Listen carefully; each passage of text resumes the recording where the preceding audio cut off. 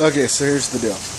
We're dealing with some rain right now. If you look over here at the garden that I took a picture of, that's just totally filled. That's a pool right now. And I say I'm dealing with some outdoor hydroponics. That's no joke. You look at this water on the porch here. You know, here's the door to the porch. Here's me standing right about at the door. The water got higher than I've ever seen it get earlier. So far, we got leaks coming up underneath here, right up to the door.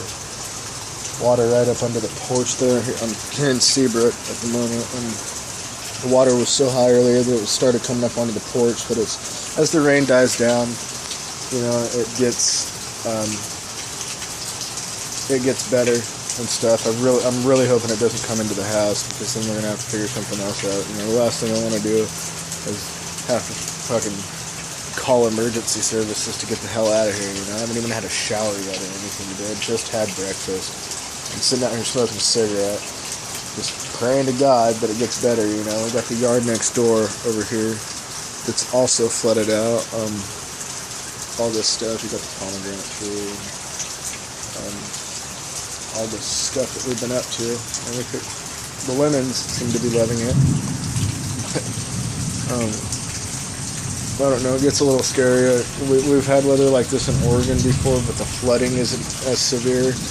We've been flooded out once or twice there, but I mean, we've never had to actually leave the house or call emergency services or anything like that. So I'm hoping that's the case here. Still getting used to coastal life and stuff. You know, the water is thick up to my feet right now, which is a little nerve-wracking. The barbecue, you can see, is just in a pool. It's the weekend and everything, so let's just hope we don't have to book it out of here. I got a little box that I put some fucking soup, my spare bottle of liquor in, just in case situations like this happen. I like to keep the spare bottle around. I got a little emergency flask that I put together and stuff like that, in hopes that somebody will take claim to this house next door here. You know, it's just a bummer to see a place like that sitting in the rain like this going to waste. There's homeless people out there that would love shelter right now, you know, that besides underneath a bridge and stuff, and electricity and TV and stuff like that. You know, I think a lot about people like that, because I've been in their situation before. I've been in Roseburg in weather like this with nowhere to go, with nothing but a backpack full of clothes. And, you know, maybe my drugs that I had at the time to get by on and make money for food with. That's what life's about, eating food and music and stuff like that, you know. I just try to keep that idea alive. We got thunder and lightning going on. The rain's starting to pick up a little bit. The police sit right over there. You can hear the thunder.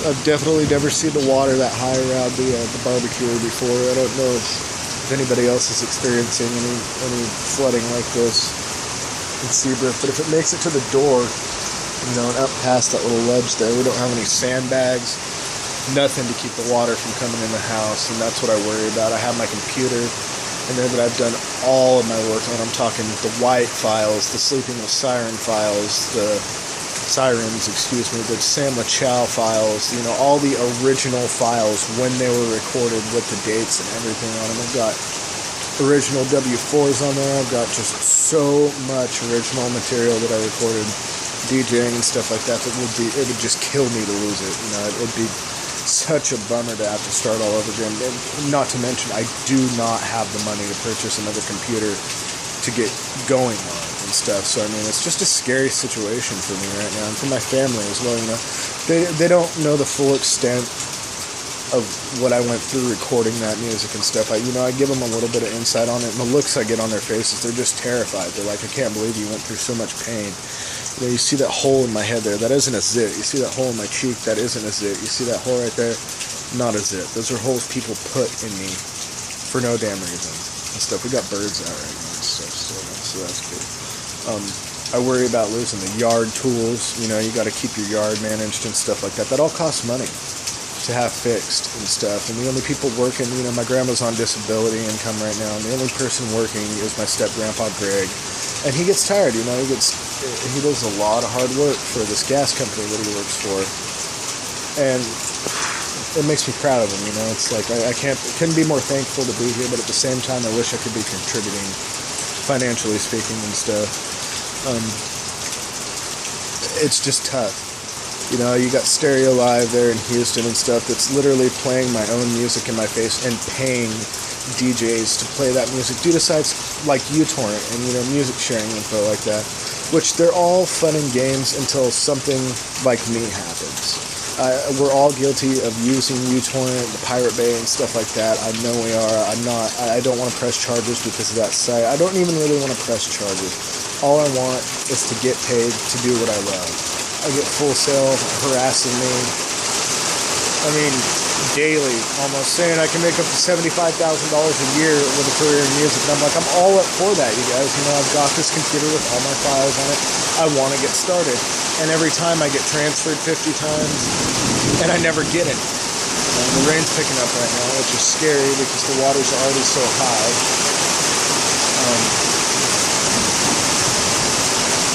The last thing I want to do is lose that computer, you know. I've got special clothes in there that I don't want to use. Everything's sentimental to me that I've got right now. You know, I just got to where I have a room back and, you know, a little place to stay. It's been a long time since I've had a room with a bed in it.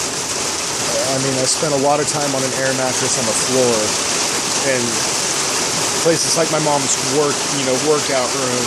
And my grandma's kitchen, for example, you know, in the basement. I spent 2 years on a concrete floor in a basement recording for Tech 9, E40. You know, I remember when this track for E40 came out, so I done did it again. I got it twice. I was so just distraught, man. I can't say I was jealous. I was just sad. I was like, it would be so great to be able to buy my family that big house that they always wanted and deserved so we could all be together and stuff like that.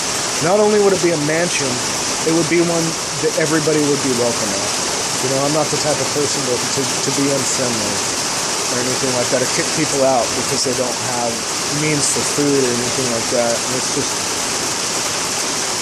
it's a little depressing, but I have to keep my hopes up right now. You know, the rain like this, I'm just praying for the rain to stop at the moment.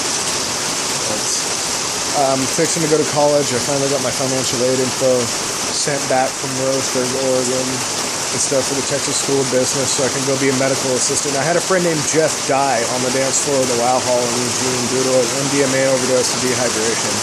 I hate to sound like Waterboy, but that's the last thing you want to die of is dehydration. I've overdosed before, not had any water, no food, and this was on meth, and I know what it feels like to do what we call fall out like that, and it's scary. I'm still alive, luckily, thankfully enough because of my grandma and stuff like that, and it's just survival is what it feels like, just survivalism, and all I want is some stability. Anyhow, thank you guys for listening.